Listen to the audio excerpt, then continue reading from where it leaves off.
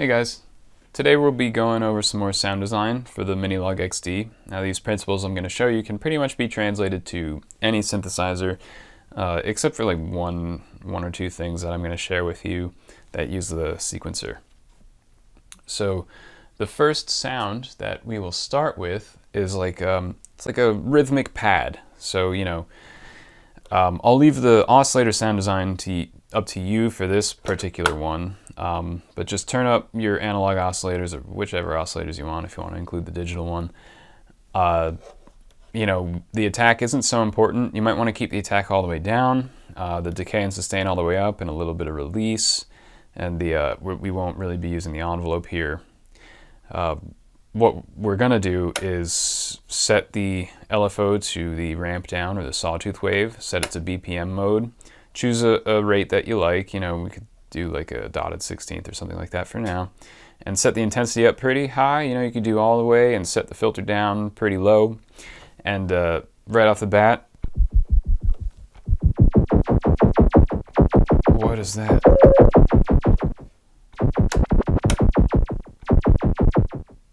Oh, I have this set to pitch. Set this to cutoff. My bad. At least you know what it sounds like when you have it set to pitch. That's crazy. And this sort of thing is used a lot by a group called Plaid. I think they're an English electronica group, and they have a song called Clocks, which you should check out, because at the beginning they do something like this. Because the rate is synced up in BPM mode, and the Korg's clock is really, really sharp. It's really good. So you can like hold down a chord,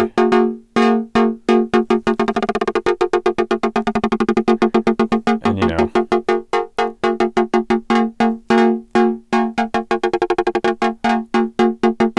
go wild with changing the rate. And it's perfectly in sync. Like if you had a beat going, like some drums and all your other instruments, like changing the rate like that is perfectly in sync. I do that all the time with this synth. It's super fun. It sounds really good. It's always really tight and spot on. And that's just a really fun thing to do. You can also do it with a square wave if you're looking for that more on-off.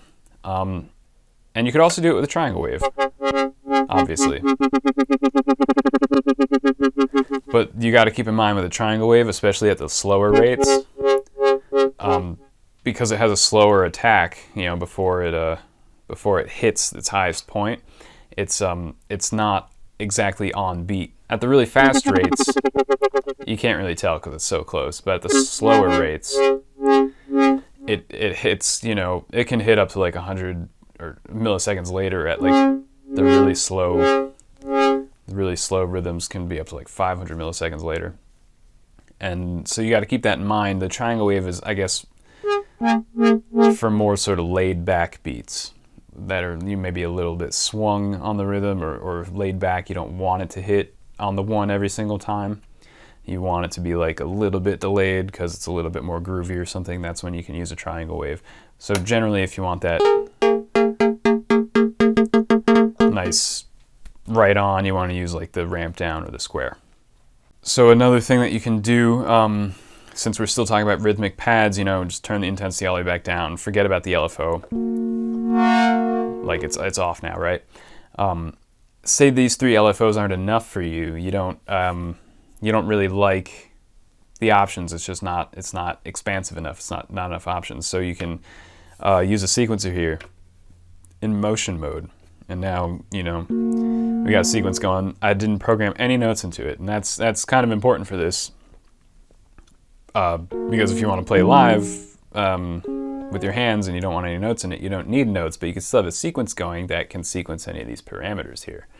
And this is a lot of fun. You can sequence up to 4 parameters, so you have like 4 lanes that'll show up, and you can record them live. So you just hit the record button, so all 3 of these are lit, and now you can just say move the filter cutoff, and you can see what it does right there. And now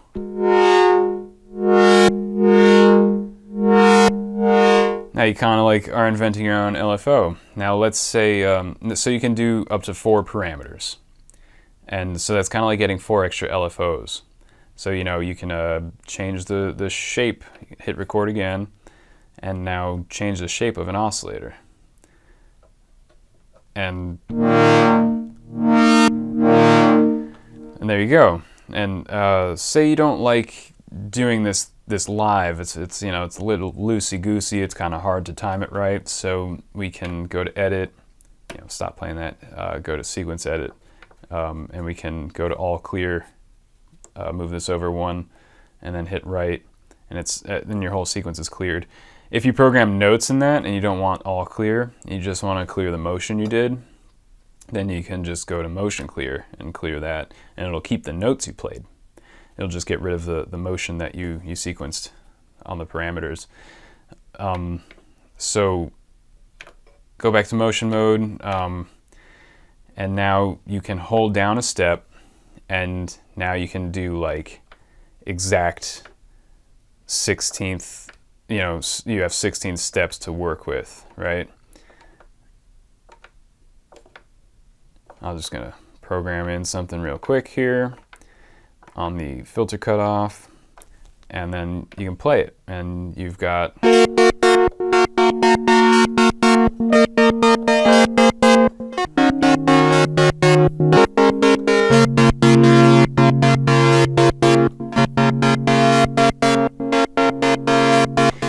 and again, you can do that. You can do that with any of the parameters. There are more and more synthesizers coming out that have this feature, so this can translate to a few other synths. Like I know the new Dave Smith Pro 3 has a really great sequencer, and you can do all that sort of stuff with it. And there are a few more that have motion sequencing. I can't remember off the top of my head. But it's a really useful trick. So it's like you basically are designing 4 of your own LFOs if you want. Let's go to another initial patch. This patch will be like it's kind of like a Boards of Canada style single note chord kind of a thing. So if we go to chord mode and go to mono mode, because Boards of Canada pretty much just played mono synths. If I'm not mistaken. Well, I mean, they played a lot of different things, but so if we go to mono mode, now we can turn up all 3 of our oscillators.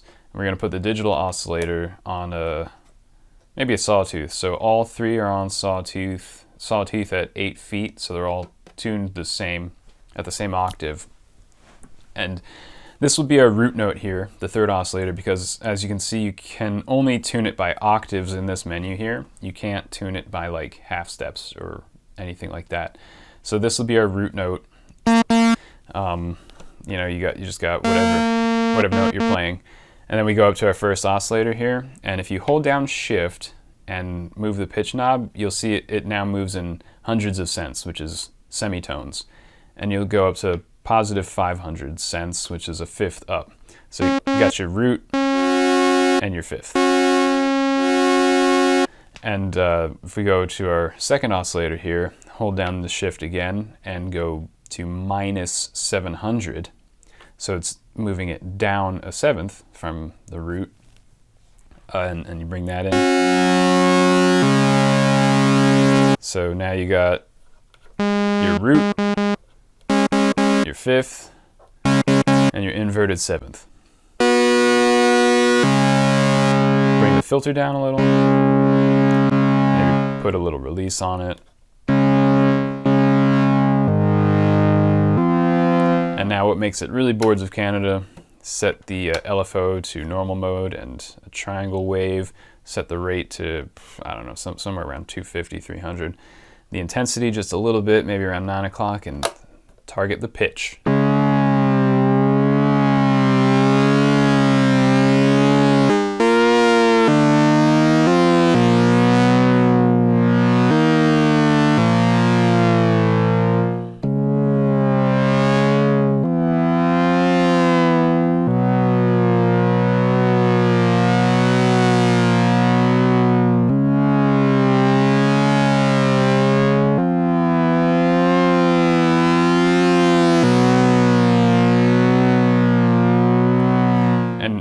know, because Boards of Canada, they like to play through, I don't know, melted cassette decks or whatever, they get that pitch wobble. So that triangle wave might be a bit too predictable for you. So one thing you can do is click on your motion sequencer and get a live recording going, and then just change the rate up and down a bit.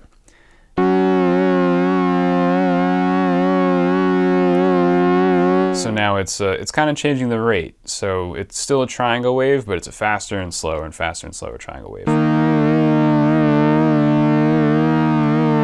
And so it's a bit less predictable now. It's you know, it's just a bit more, I guess, organic feeling if you that's just a quick little thing. And you can also change the intensity, you know, if you want.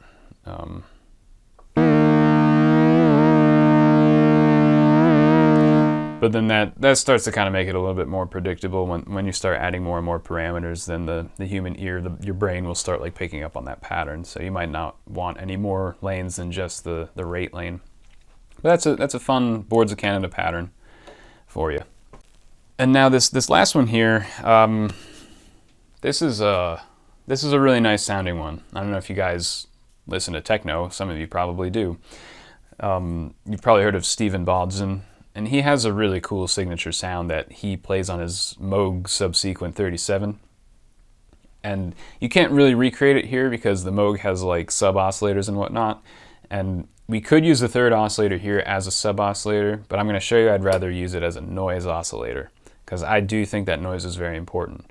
So if we, you know, have our analog oscillator set to sawtooth and the noise oscillator just set to high noise here, and you can change the shape, you can change the noise to any of these and play with the shape of the noise to get the exact noise that you like. I like just the default high on its lowest setting. And you know, bring the analog oscillators all the way up, bring the noise just in a little bit, maybe 9 o'clock. Just to get a little bit of dirt. Now bring the filter down to a level that's, you know, you can hear when you hold it. That's kind of pleasing. And the most important thing about this one is you have to sync the two oscillators together. So you'll notice,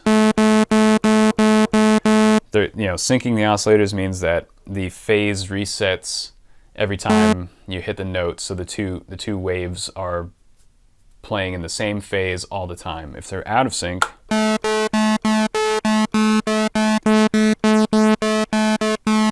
you can hear and you can even see that they're going in and out of phase. And when they go out of phase, they lose a lot of the low-end harmonics.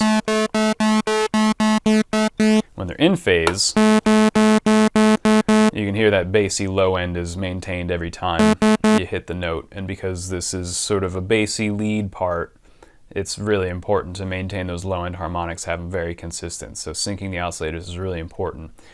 Another thing that you're going to want to do is set the attack, decay, and sustain to like your basic thing that you can hold with a little bit of release. And we're going to play this in mono mode. So you go down to chord, all the way to the left, you'll be in mono mode.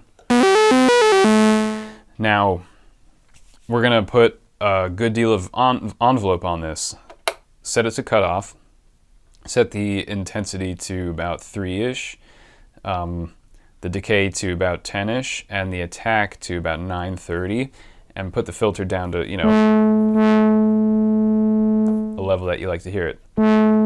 So you can hear we got a bit of an envelope going now.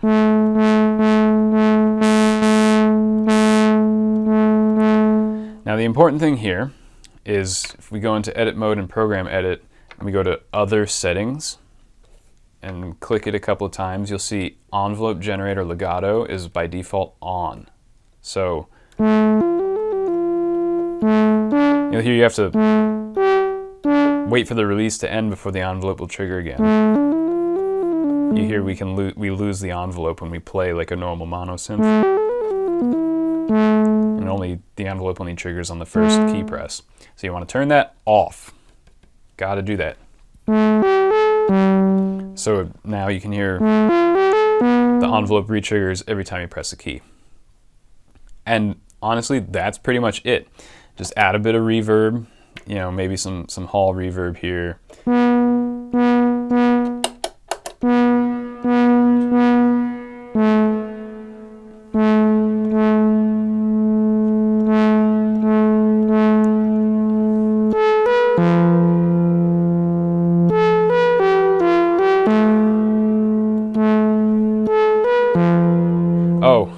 More important is you can, you know, shift down an octave or shift your two oscillators down an octave. There, sounds much better now.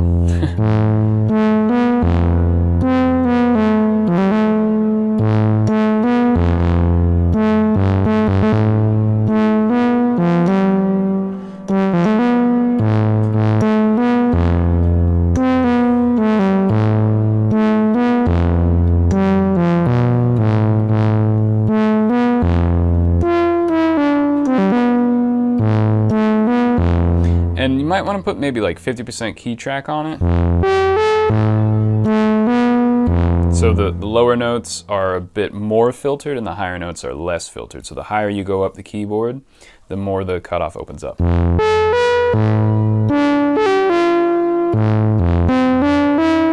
that's to taste. Normally I don't really like key tracking. I like a bit more of a mellow sound. And you can also put drive up to maybe 50% on this one.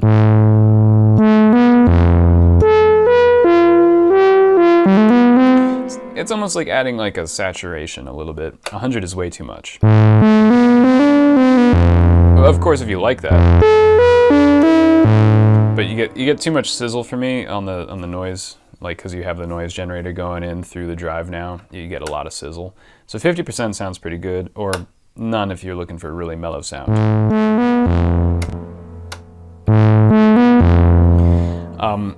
So the Moog Subsequent 37 has sub-oscillators, and I think they have a sine wave, maybe, I can't remember, for their sub. So if you really wanted, you could set your digital oscillator to maybe a sine wave, go into your edit mode, go to your multi-octave and set it to 16 feet. These two are also at 16 feet right now. You can put those back up, have the sine at 16.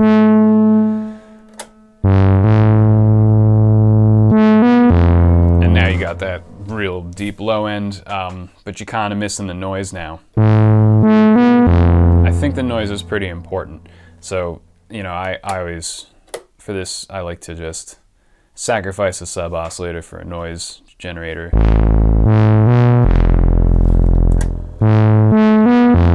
I just love how that noise sounds. But if you want to use a sub oscillator, you still want to get a little bit of noise. What you could do is send this through a distortion pedal on the back end, and just a little subtle distortion on it. You'll get kind of a nice noise on it. So those are my sound design tricks for today. I hope you learned a little bit about the synth. I love those sounds. They're some of my favorite sounds. I use them in some of my music. And now you know how to make them. Now you know how to make some of these famous sounds. So thank you very much for watching, and take care.